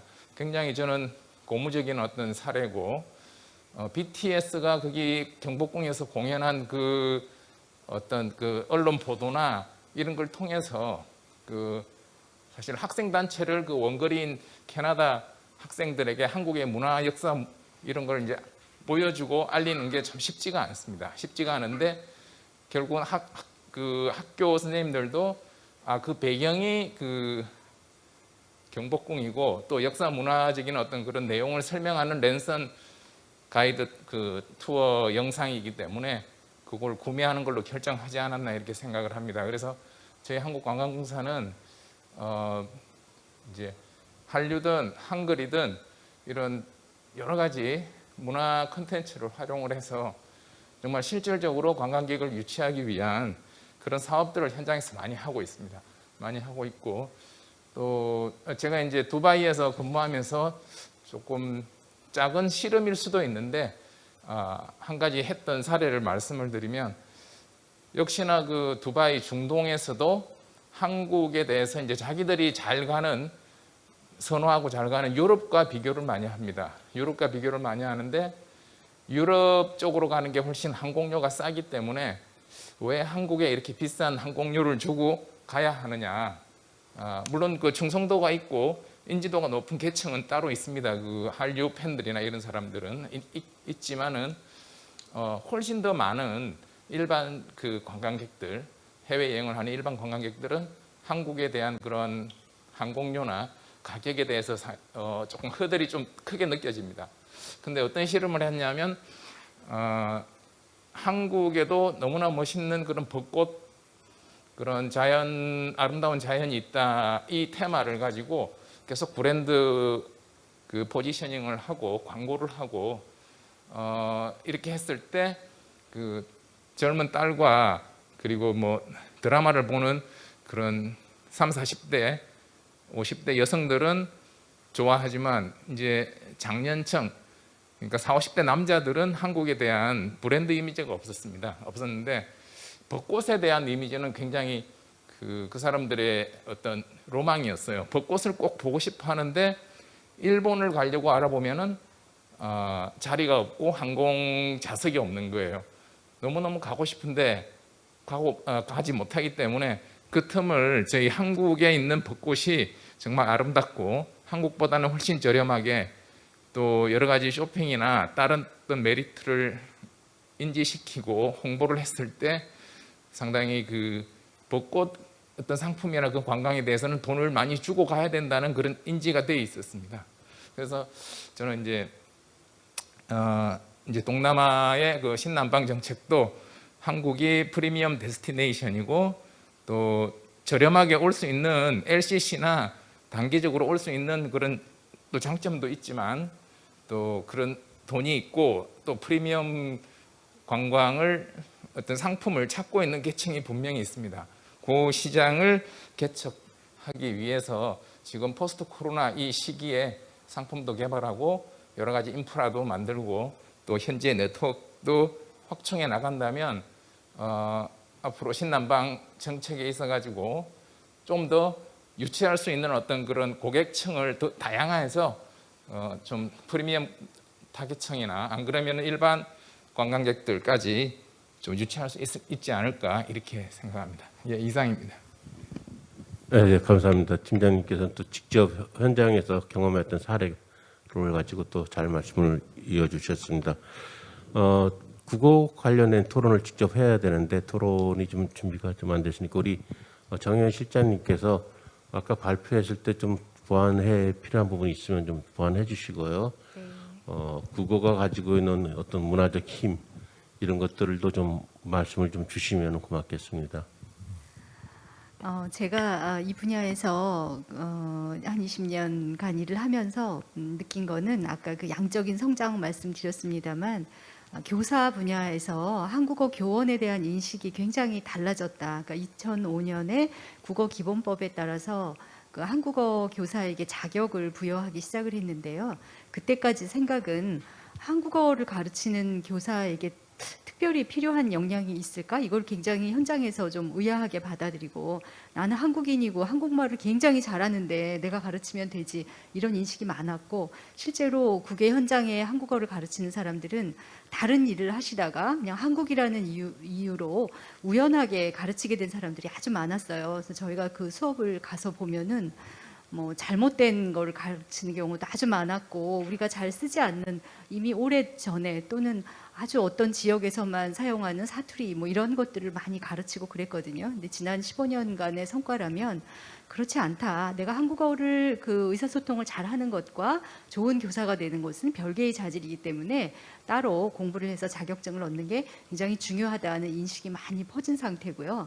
그래서 이제 내년 이후에 그 세종학당을 중심으로 현지의 교원들을 육성한다고 했을 때 그러한 인식 변화 더하기 현지에서 지난 10여 년간 한국에 와서 유학을 했던 사람들이 자기 나라로 돌아가서 이미 교수요원이 될 수 있는 자질을 가지는 사람들이 또 적지 않게 있다는 겁니다. 이제 중국 같은 데는 거기에서 한국어 교육과 관련한 학회 활동도 굉장히 활발한데요. 제가 최근에 가봤더니 우리나라에 있는 학회 못지않게 아주 논문의 내용도 충실하고 훌륭한 연구자들이 많아서 그러한 방향으로 나아갈 수 있는 인프라가 상당히 지금 형성이 되어 있는 상태입니다. 아까 그 최 박사님 발표하실 때 한국어 교재가 지나갔어요, 화면에. 그러니까 BTS와 함께하는 한국어 한국 외대에서 아주 그 경력 있는 선생님들이 노력해서 만드시고 현장에서도 반응도 좋은데 우리도 항상 그런 교재를 꿈꾸거든요. 우리 한류를 좋아하는 사람들에게 아주 그 매력적으로 보이는 교재. 우리도 예전에 영어 배울 때 보면 뭐 프렌즈 같은 것들을 보면서 거기에서 영어 표현을 많이 배우지 않았습니까? 그래서 그런 것들을 하고 싶은데 이제 우리가 또 K컬처를 바라보는 시각 중에 하나는 특히 K-팝 같은 거 가사를 좀 한국 교육 현장에서 활용을 하려고 하면 너무 뭐 욕이라든지 뭐 비속어 또 외국어 표현들 한국어를 가르쳐야 되는데 그런 것들이 너무 많아서 교재화하기 어렵거나 그런 또 어려움이 있습니다. 그러나 그럼에도 불구하고 한류를 활용해서 좀 더 매력적인 한국어 콘텐츠를 만들어 가도록 학계와 또 정부가 함께 애써 보도록 하겠습니다. 네, 감사합니다. 팝이 가지고는 뭐 K-팝이 가지고는 뭐 언어적 이런 뭐랄까요 차이나 또 이렇게 수용성에 대한 약간 어려움도 없지 않아 있겠지만 또 한편으로 또 좋은 말들이 많이 있는 것들을 활용하면 더욱 좋을 것 같습니다. 우리 또 최재형 박사님께서도 아까 우리 이선영 팀장님이 뭐 여러 좋은 말씀을 해주셨는데 관련해서 좀 부연 설명 필요한 거 좀 부탁드리고 또 아까 발표 때 혹시 미진했거나 또 추가하실 부분이 좀 보완해서 좀 부탁드리겠습니다. 네, 저기 CJ에서 K콘이 이제 오랜 역사를 가지고 굉장히 잘 정착하고 발전하는 모습을 보면서 저 모델이 굉장히 민간 기업에서 시작하기 어려웠을 텐데 그거를 시작하고 잘 정착했다라는 것에 대해서 굉장히 뭐라 그러나 박수를 쳐드리고 싶습니다. 사실 그러한 모델을 코트라라든지 뭐 여러 곳에서 정부기관에서도 시도를 하고 뭐 지금도 간간히 하고는 있지만 사실 그것이 어떤 이런 역사를 가지고 비즈니스 모델로서 정착을 하는 것은 굉장히 쉽지 않은 일인 것 같아요. 하지만 근데 K콘에서 그 어떤 K-팝을 알리고 팬미팅과 같은 그런 거를 하고 그러한 작업들이 굉장히 한국의 한류하고 그다음에 다른 문화를 융합하는 어떤 교과서 같은 하지만 정부에서는 할 수 없는 그러한 작업을 해주신 것 같습니다. 그래서 앞으로도 그게 계속 발전되기를 바라는 바이고요. 그다음에 현장에서 빅데이터의 필요성을 굉장히 많이 들었어요. 그래서 이 빅데이터에 대한 얘기가 사실은 저희 연구를 하다 보니까 이미 10년 전에도 나왔던 얘기인데 그게 조금 시도되다 말고 이렇게 부분적으로 시도되다 말고 하는 그렇게 사업의 연속성이 이루어지지 않았던 거를 저희가 많이 목격할 수 있었습니다. 근데 이렇게 여러 곳에서 말씀해 주는 거에 힘을 받아서 그런 빅데이터 센터를 좀 만들고 한류의 자료를 모으고 축적을 해야 될 때가 아닌가라는 생각을 했어요.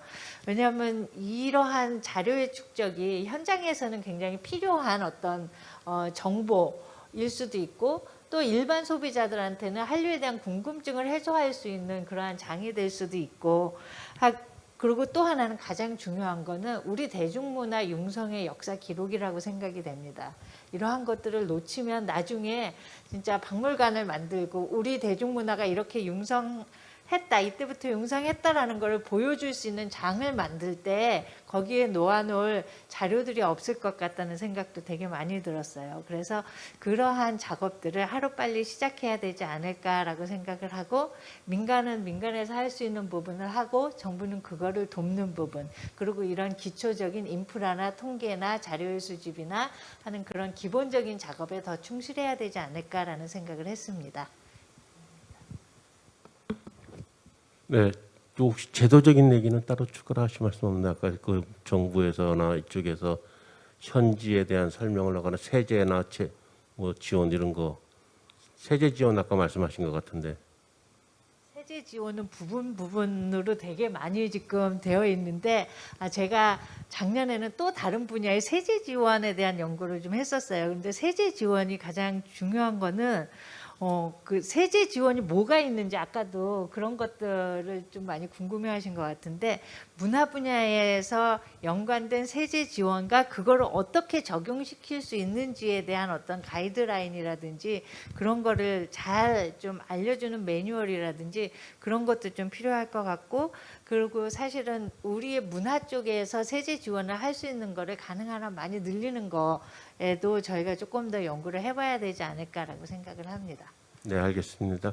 사실 저희 CJ ENM 등 그 기업에서는 여러 가지 필요한 부분들이 있는데 정부 쪽에서는 또 한편으로는 그런 정책적 지원이 나타나는 파급 효과에 대한 검증 작업들도 사실 필요한데 그것이 서로 간에 그런 어떤 그 상호 신뢰라든가 또 아까 그 데이터 얘기가 많이 나왔지만 기본적인 정보 공유에 대한 것들이 필요하고 그래야지 정확하게 정책적 결과로서 어떤 것들이 국민들에게 효과를 주고 국가 발전에 영향을 주고 또 한류 확산에 더 도움이 되는지 이렇게 그런 작업들이 또 우리 연구원 내에서도 좀 한번 있었으면 좋겠다는 그런 생각이 듭니다.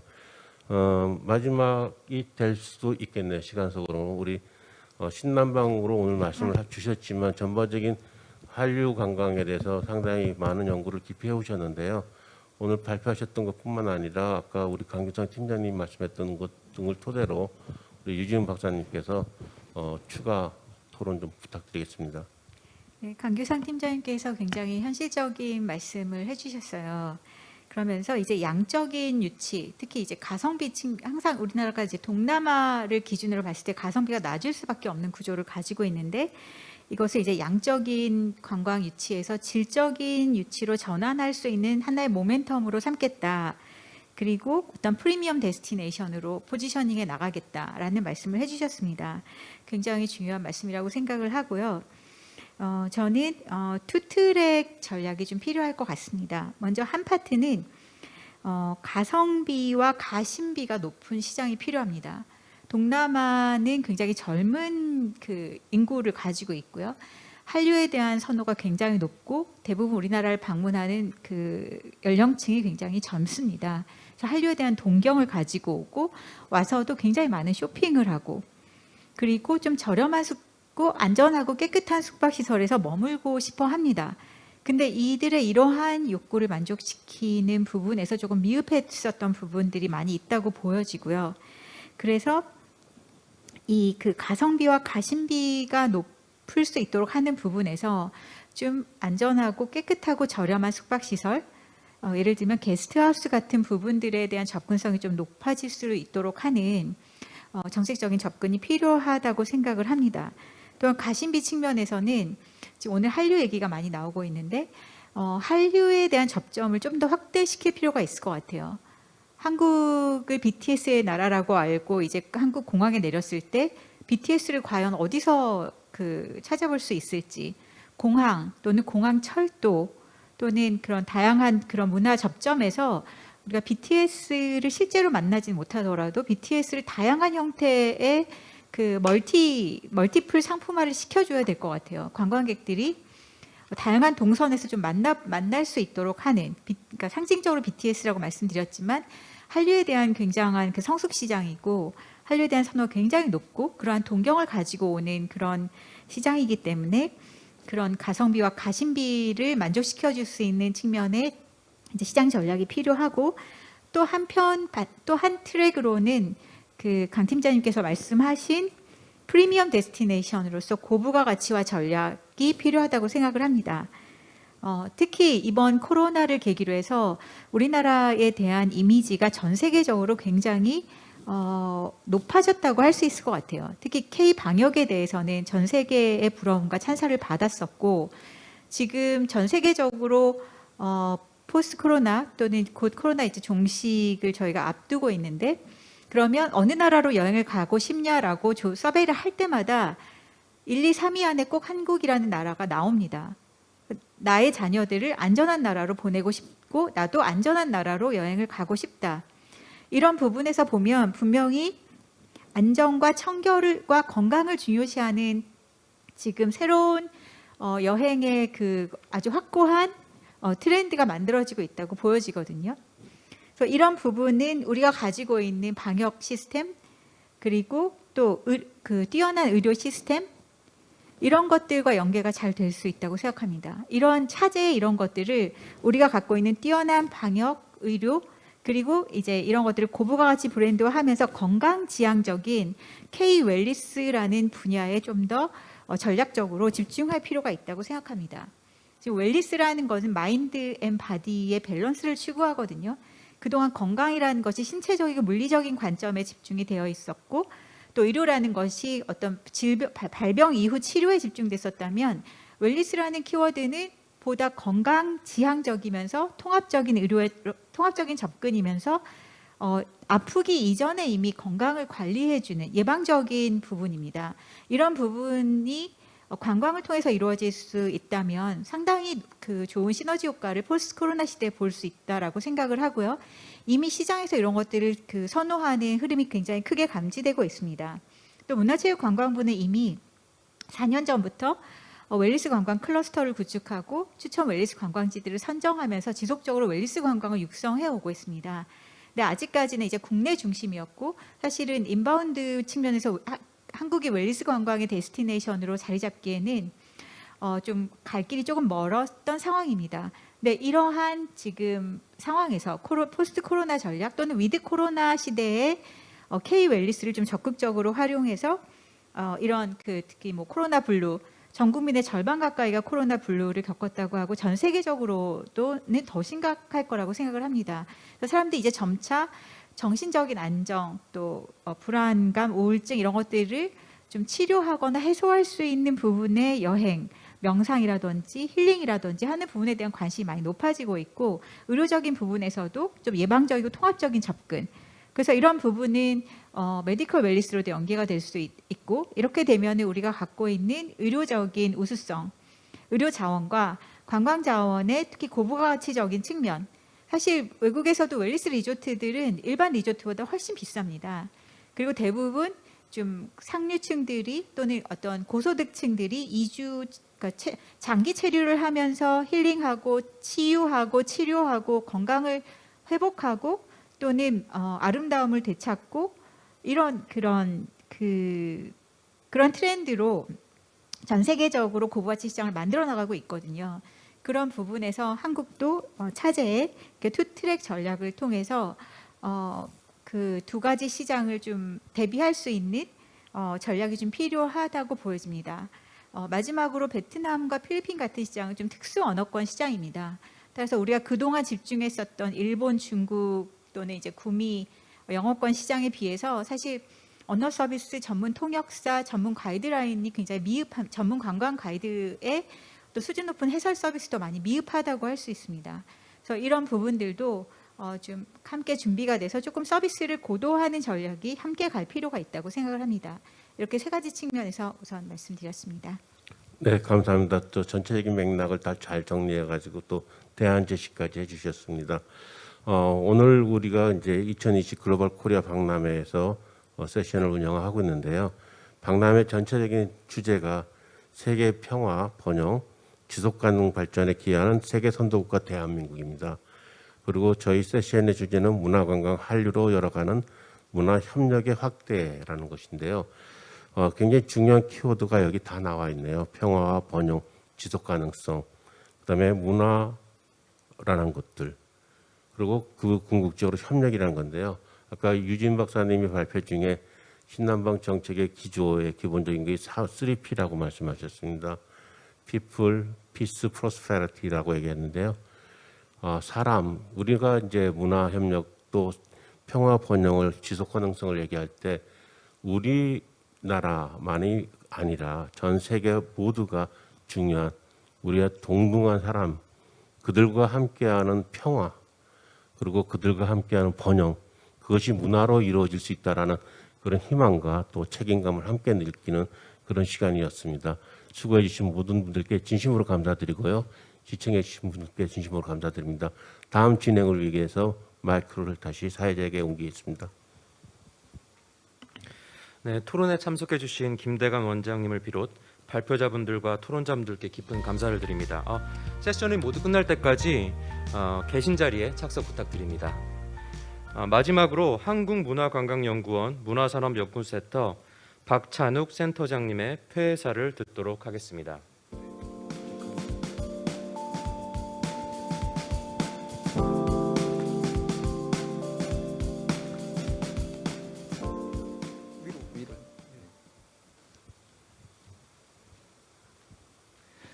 네, 안녕하세요. 한국문화관광연구원 문화산업연구센터장을 맡고 있는 박찬욱이라고 합니다. 외국인들에게 그 한국의 콘텐츠를 왜 즐기는지를 물어보면 그 한국이 좋아서라기보다는 그냥 영화가 재밌어서, 노래가 좋아서, 흥미로워서라고 답하는 경우가 대부분입니다. 그리고 이제 스타나 콘텐츠에 대한 관심이 이제 나중에 한국 문화나 한국어, 한국 여행에 대한 관심으로까지 이어지고 있는 상황입니다. 이 말은 한류는 이제 한국만의 독특함이기도 하지만 동시에 세계인이 공감할 만한 요소를 여러 가지로 담고 있다는 뜻으로 이해가 됩니다. 그렇지 않고서는 지금 현재 한류에 대한 인기를 설명하기는 어려운 것 같습니다. 그렇기 때문에 한류는 세계인의 새로운 즐길거리라는 관점에서 저희가 다시 한번 바라볼 필요가 있는 것 같습니다. 달라진 한류의 위상에 맞춰서 향후에 그렇게 맞춰서 함께 협력해 갈 필요가 이제 생기는 것 같습니다. 과거에 이제 서구권의 어떤 중심의 어떤 세계적인 문화 흐름에서 한류를 통해서 저희가 아시아의 어떤 문화권을 저희가 이제 얘기할 수 있는 시기가 온 것 같습니다. 과거에 그 미국으로 대표되는 어떤 문화의 위상처럼 그 한류를 중심으로 해서 어떤 아시아권의 문화가 좀 활성화될 수 있는 기회가 되지 않을까 생각이 됩니다. 그렇다고 하면 이러한 한류에 대한 여러 가지 공동 투자가 일어날 수 있도록 다양한 그 체계를 좀 만들어갈 필요가 있는 것 같습니다. 그렇기 위해서 어떤 투자할 수 있는 시스템이나 투명한 어떤 시스템을 좀 정착시킬 필요가 있습니다. 그 외에도 저희가 국내의 어떤 콘텐츠를 제작하는 것에 저희가 지금까지 많이 집중해 왔다면은 향후에 어떤 아시아의 창 역할을 하면서 아시아의 어떤 중요한 가치나 어떤 중요한 문화들을 함께 좀 만들어갈 필요가 있는 것 같습니다. 그 외에 아마 코로나를 통해서 비대면 산업이 굉장히 성장하게 되면서 넷플릭스나 이제 글로벌 OTT들이 국내를 이제 진출을 하면서 국내에서 굉장히 좀 우려도 사실 많이 얘기를 하고 있는데요. 해외 OTT들이 이제 한국을 같이 함께 성장해야 되는 동반자로 여길 거라는 생각이 듭니다. 향후에 이제 그런 것이 당연하게 아마 여겨질 것 같고요. 거기에 관해서 이제 동반 진출을 하는 방향도 좀 모색해야 될 것 같고, 그 외에 관광도 아마 여러 가지로 말씀하셨는데 정말 미국의 할리우드 수준의 어떤 관광 인프라 같은 태세도 향후에 필요하지 않을까 생각이 됩니다. 오늘 짧은 시간이긴 하지만 한류에 관한 정말 다양한 분야 전문가분들을 모시고 이렇게 토론회 장에 마련된 것에 대해서 정말 기쁘게 생각합니다. 향후에도 한류에 관한 다양한 논의의 장이 마련되기를 또 기대드리겠습니다. 네, 감사합니다. 수고하셨습니다. 박찬욱 센터장님 감사합니다. 이상으로 문화, 관광, 한류로 열어가는 문화협력의 확대 세션을 마치도록 하겠습니다. 오늘 진행된 세션은 홈페이지와 유튜브에서 다시 보실 수 있습니다. 오늘 함께해 주신 여러분 대단히 감사합니다.